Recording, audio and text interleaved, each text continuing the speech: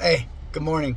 I just want to throw this out there before I forget about it, because a lot of times I do. It's just so common that these things happen all the time. Look, and I don't document everything. I don't go. It's just I know I hear the Lord's voice. I know I follow Him. So I'm getting on, and if anybody follows JK, you know what he's been talking about, especially the last couple videos. So I'm getting on the expressway first thing this morning. Right, I'm going to get some gas. So I get on the expressway, big billboard right there in front of me. Big billboard as soon as I'm on the entrance ramp to the expressway. And and it's a father and a son hugging, and it says hello in big letters. Welcome home. So there's that.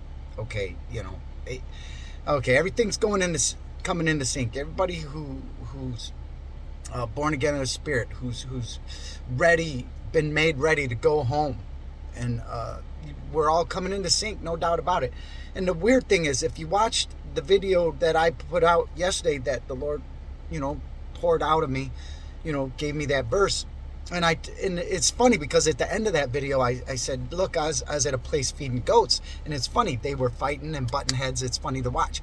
So the verse he gave me that I'm going to put out today, that he showed me to give out, and as you read it on the surface, it says nothing about sheep, goats, rams, anything, right?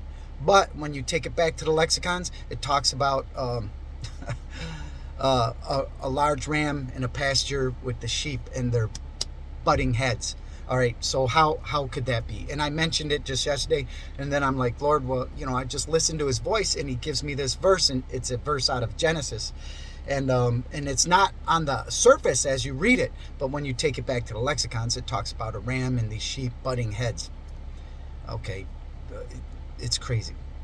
It's beautiful. I know I hear his voice. I have no doubt. He comforts us by confirming his word.